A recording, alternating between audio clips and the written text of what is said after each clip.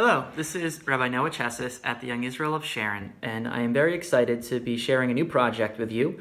I'll be offering a summary of my weekly Tuesday morning Torah circle in 5 minutes or less. The lesson I'll be sharing with you this morning has to do with parenting and the mission of the Yonah, the dove that Noach uses to gather data and intel beyond the horizon, which he can't see, to determine whether or not he can begin the process of disembarking and beginning the post-flood era.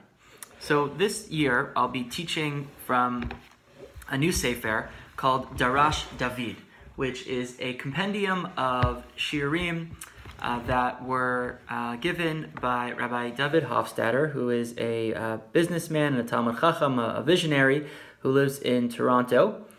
And this week he asks the question about why is it that the Orev fails? When Noach is trying to gather the information that he needs to make some important decisions, he first sends out the Orev. Vayishalach et ha'orev v'yatzav hashov. The Orev is sent, but it just goes a little bit and comes right back. Rashi says that it actually is only circling around the perimeter of the teva, but isn't willing to go far enough. Why not?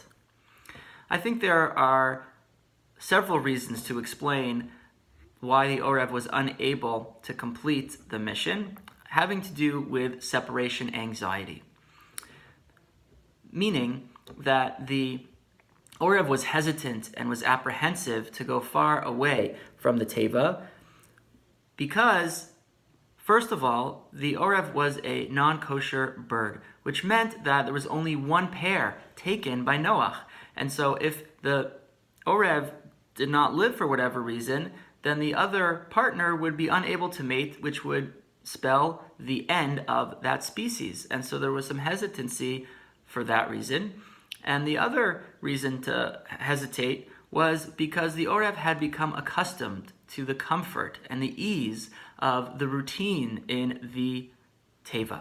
The meals were provided, and now the Orev, if it was going to fly out, it was going to have to fend for itself, hunt its own food, gather its own nest. Things were not going to be taken care of in the scary, unsettled, new world order. And so the Orev is unable to do what Noach needs, and so Noach finds a new messenger. And he finds a messenger in the Yonah. Why does he choose this bird, this particular species? And so there is maybe a clue in the pasuk itself.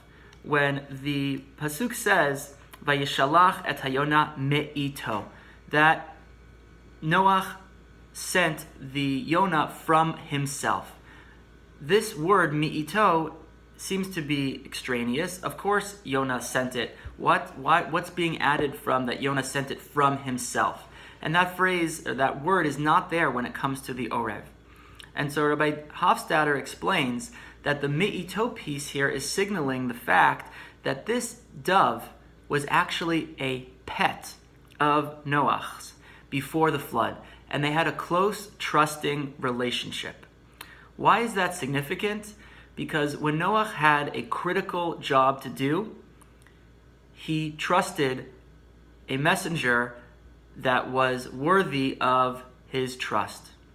The Orev was just a random animal that could have done the job, but the Yonah was particularly suited because of the relationship that Noach had with it. And the lesson that we can learn from the choice of the Yonah, of the shiluach mikirva, mitoch kirva, of asking our own missions and our own jobs to be carried out by people that are closest to us, is that sometimes we need to be able to depend upon our children, our students, and our friends to be able to do some of the hard work for us.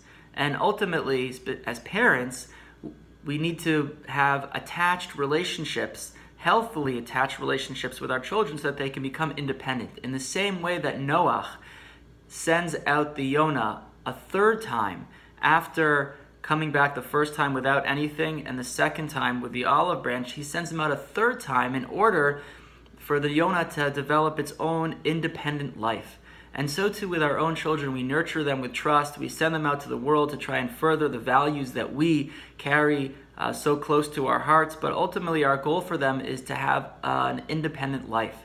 And that requires a foundation of love, an attached parenting, and ultimately a reciprocal trust that they can always come home if they need to, but they always feel close to us even when they're geographically distant. With that lesson, I'll wish you a wonderful week, and I look forward to seeing you in Shul.